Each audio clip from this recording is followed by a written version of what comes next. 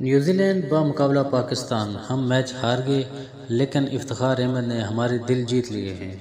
ناظرین، 5 ٹی20 میچز کی سیریز کے تیسرے میچ میں سنسنی خیز مقابلے کے بعد نیوزی لینڈ نے پاکستان کو 4 رن سے ہرا دیا ہے۔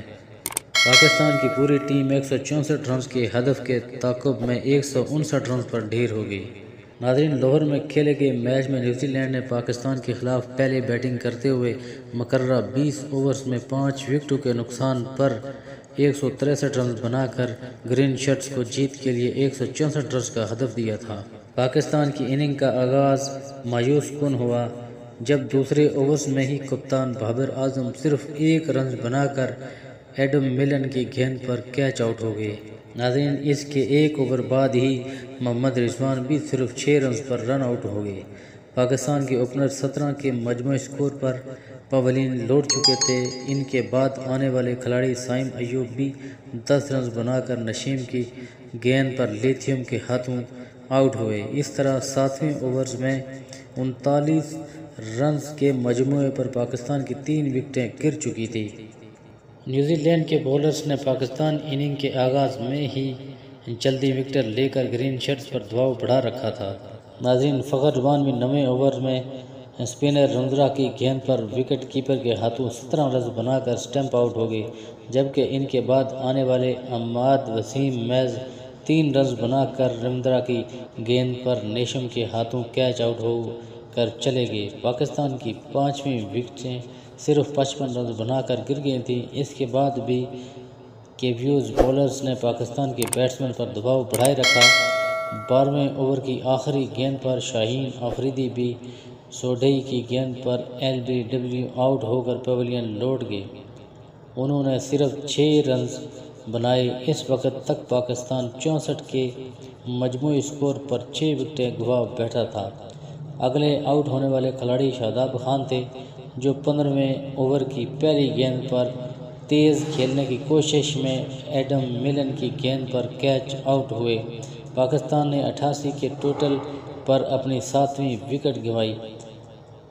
اس کے بعد افتخار احمد اور فہیم اشرف نے بیٹنگ لائن اپ کو سہارا دیا اور جارحانہ کھیلتے ہوئے میچ کو سنسنی خیز مقابلے تک لے کر آئے۔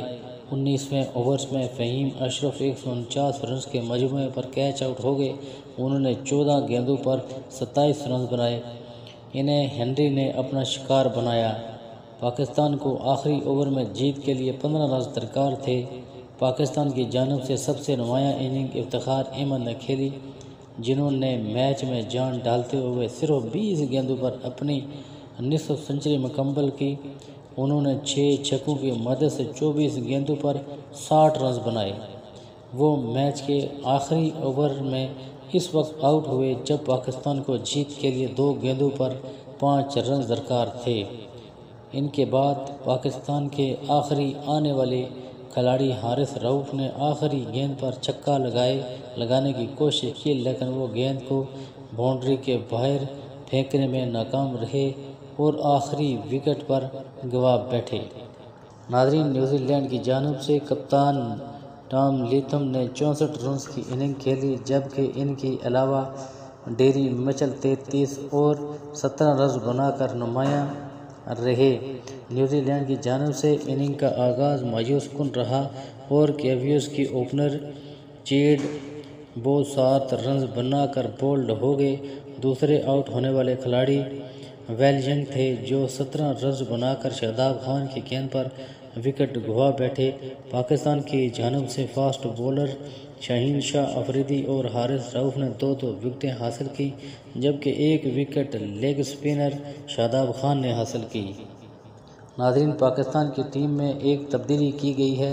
زمان خان کی جگہ نسیم شاہ کو اسکواڈ میں شامل کیا گیا، جبکہ کیوز اسکواڈ میں 2 تبدیلیاں کی گئیں۔ ایڈم ملن اور ایشن سودھوئی کی واپسی ہوئی ہے۔ واضح رہے کہ نیوزی لینڈ کی تیسری ٹی20 میچ میں جیت کے بعد پاکستان کو سیریز میں 2-1 کی برتری حاصل ہے۔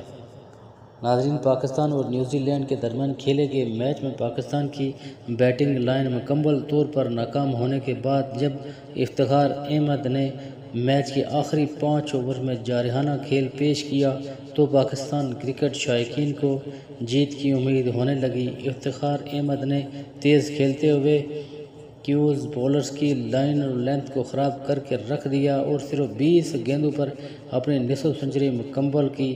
اس وقت میچ کے دوران اسٹیڈیم میں شائقین ان کے نام کے نعرے لگاتے سنائی دے رہے تھے۔